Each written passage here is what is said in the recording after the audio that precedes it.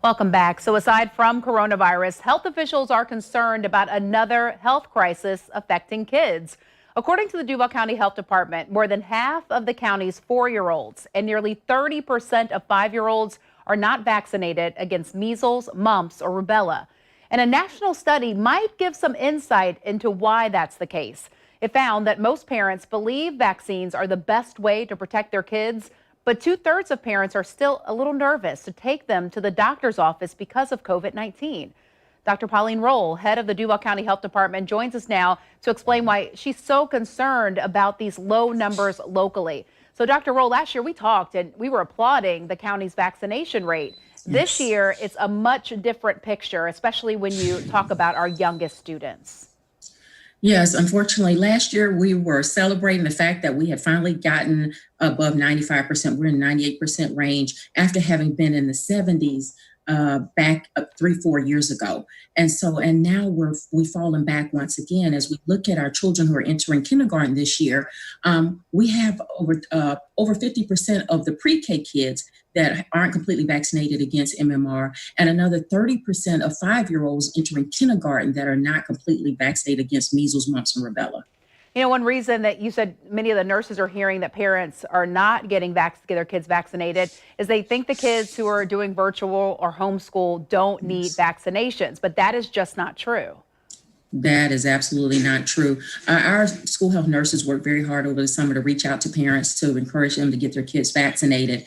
And that is the response they're getting. My child is staying home this year. They don't need their vaccinations. And so we're trying to educate parents that that's simply not true. Even though they're doing virtual school, they are still required to have an up-to-date shot record at their home school. And so it's important for parents to remember that and go ahead. And it's not just about the record. It's about ensuring your child is adequately protected against these vaccine preventable diseases.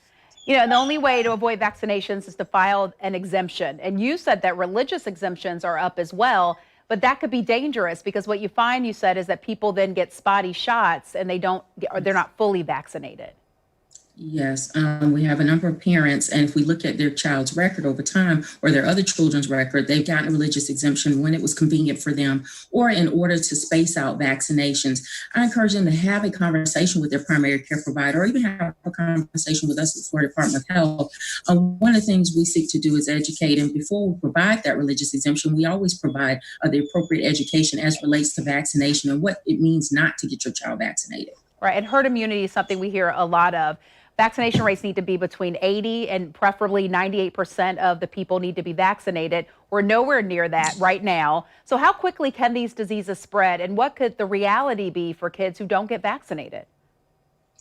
Well, certainly, measles is highly contagious. So is chickenpox. All of these diseases are highly contagious. And we've seen upticks in various parts of the country over the last few years due to people not being vaccinated.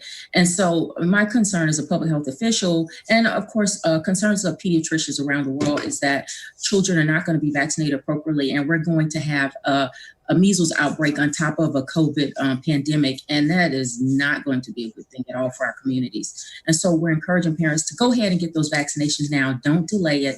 Your providers have made plans to ensure that you ensure your safety when you're in their offices. And the Florida Department of Health in Duval continues to provide vaccinations daily, and we're offering appointments right now. And that's a change, because usually you can just kind of walk in and get that appointment. Yes. Or walk in and get the vaccine. But now you do need an appointment. What are some other things that you're doing to try to space people out and keep families safe? Well, we're, of course, requiring everyone wears a mask when they enter the building. And as you stated, this is a change for us with the appointments, but that's in order to ensure we don't have large amounts of people in our waiting room. People know that we're known for our crowds during back to school rush. And so we're trying to avoid those crowds this year. The other part of that is we are looking to, our folks are wearing masks and we're taking the proper precautions. We're offering hand sanitizer in our offices. And so we want folks to feel confident that they can go into any medical office and get the appropriate care without endangering their life.